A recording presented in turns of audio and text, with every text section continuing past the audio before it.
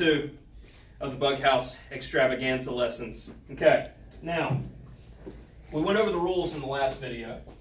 Now what we're going to be doing in this video is talking about some of the basic ideation of playing Bughouse.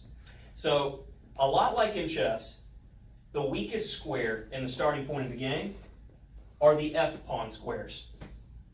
And I do know that the notation's wrong on here until I can get like a backwards printed board. We're just going to have to make this do. So we got F2, F7, and F7, F2 again. Now, why these are the weakest squares is 100% because only the king defends it. So in Bughouse, it's called getting Fred. Freddy the F-pawn, all right? We got it? So we want to get Fred, and that gets our opponent dead, okay? Remember this one. You got to like it. Now, starting off again, let's get this chair out of here. Boom. More. I like it. Now, what we're looking for are fast attacking openings with white that are going to attack that square as quickly as we can. So, E4, best by test. And let's say on the other side of the board, white doesn't really know what he's doing. He decides to move, say, a C-pawn out. Now, one of the things in Bughouse that you should know is C-pawn and F-pawn moves are typically really bad moves. Because as pieces trade, and we get a situation like this, now when it's time for me to drop, I'm going to go, plop, and I already have a check. So, the same issue applies when our F-pawn is missing.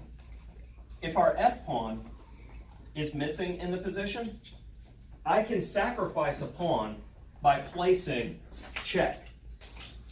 Once he takes, the thing about Bughouse is if somebody's in check, they got to get out of check, just like real chess, right? Now, if you're in check, you have to move to get out of check, especially if it's a check that you can't block. So if I'm preventing my opponent from placing pieces, he has less pieces than me. And what we know from normal chess is more guys typically means you're winning. That's straightforward. Now, once he's captured, let's say I have a situation where I already have a knight here. One theme of checkmate on why you want to sacrifice here so quickly is, give me another knight. I plop this guy down here, and once the king runs back in here, you can see how dangerous this is.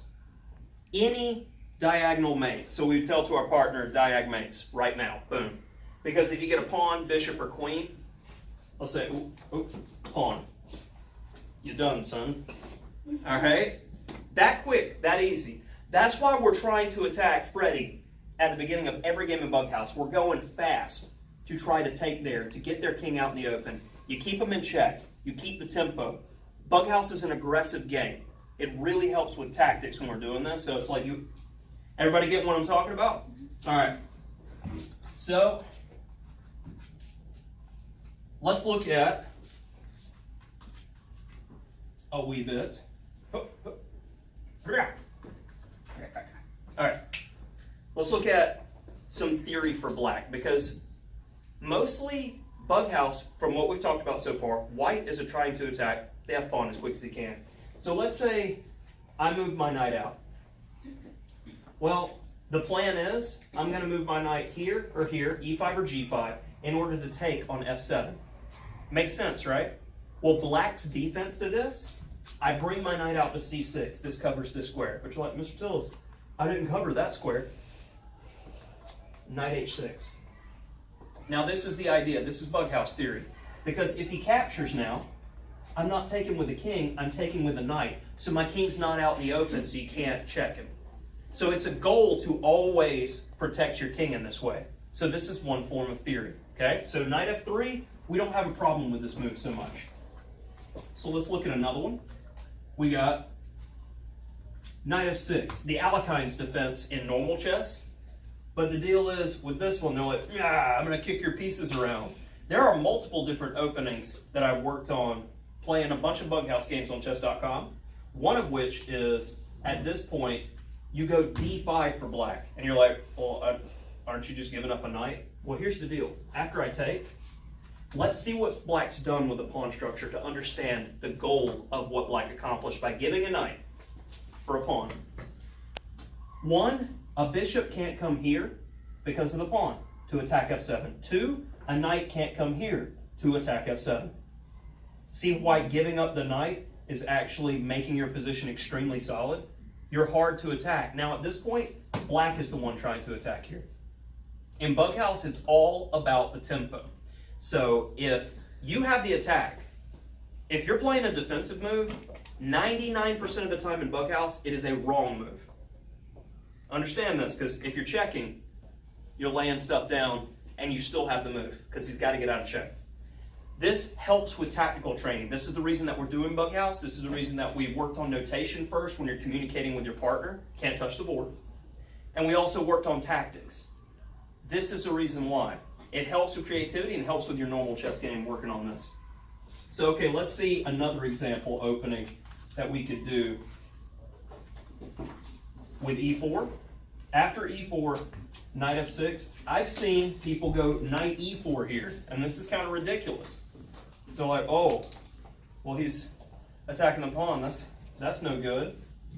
And say if d3 happens, you could take on f2 immediately. So normally you want to play a move that's going to defend f2. You don't want to take back with your king. You want to take back with something so your king's not out in the open. I'm really emphasizing this because remember, if you get Fred, you get what? Dead. Yeah, you get dead. So after here, d5, and if en passant, when we take with the knight, guess who's defended again? Freddie. All right? So we're starting to get some of these basic themes in Bughouse that are so important. Bughouse strategy literally is all depending upon the f-pawns in the beginning of the game. That's all you need to know. And then it's all about defending or attacking the f-pawn. All right, we got any questions on anything so far? All right, I like it. Captive audience. Captive because you're all tied up and having to listen to me. But, all right, this is what you do to get somebody's attention in a classroom. You what? See, that I can slow motion that. That's going to look amazing. All right, so that's going to end the Bughouse theory session. I think in a future video, I'm going to have some games on chess.com where you can play Bughouse, have a partner, and you're going to see the theory in action being played. So that's it.